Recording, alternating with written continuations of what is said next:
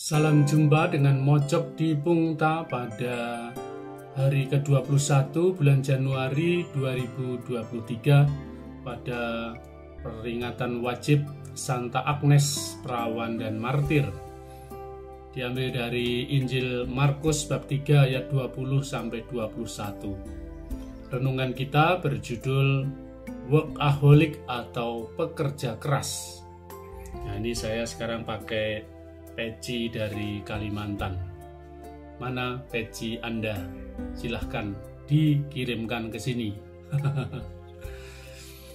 Baik, saudara-saudari, dalam dunia kerja dibedakan antara workaholic atau gila kerja dengan pekerja keras. Workaholic atau gila kerja lebih berarti kecanduan kerja.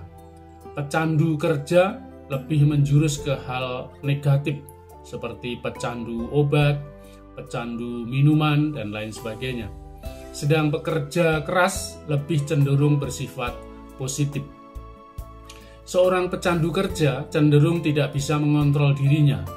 Pikiran, perilaku, dan omongannya hanya soal kerja. Di mana-mana yang dibicarakan hanya kerja. Dia akan merasa bersalah dan gelisah kalau tidak bekerja. Orang yang workaholic sering mengalami gangguan kesehatan, baik fisik maupun mentalnya. Susah tidur, punya masalah sosial, depresi, dan stres yang tinggi. Seorang pekerja keras bisa mengontrol dirinya secara positif. Dia tahu kapan harus bekerja, kapan harus beristirahat, rileks, dan santai.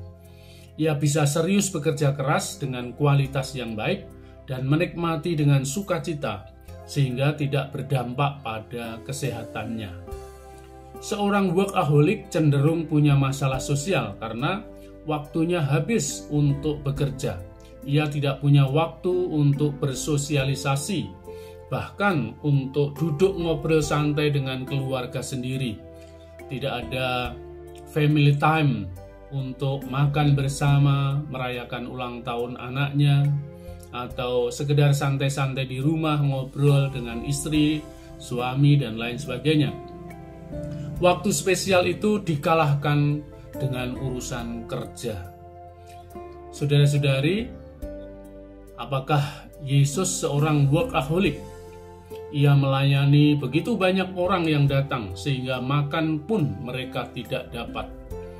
Kaum keluarganya sudah menganggap dia tidak waras lagi karena sepanjang waktu dipakai untuk melayani dan menyembuhkan orang-orang yang sakit.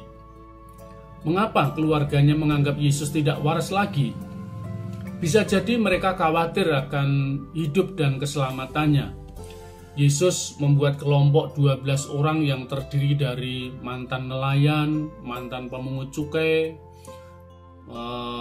orang nasionalis fanatik, kaum selot yang memberontak terhadap penjajah. Orang-orang seperti itu apa tidak membahayakan dirinya? Yesus bisa dipengaruhi oleh ideologi-ideologi pemberontak. Dan lagi, pengikut Yesus makin lama makin banyak. Kaum rakyat jelata yang mendambakan pemimpin pro-rakyat.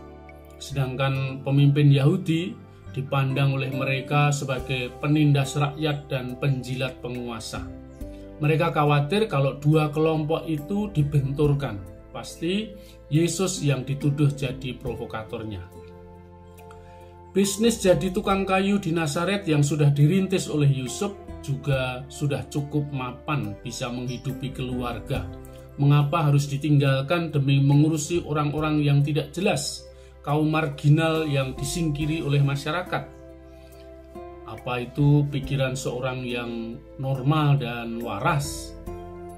Para keluarganya tidak tahu misi dan motivasi Yesus melakukan semuanya itu.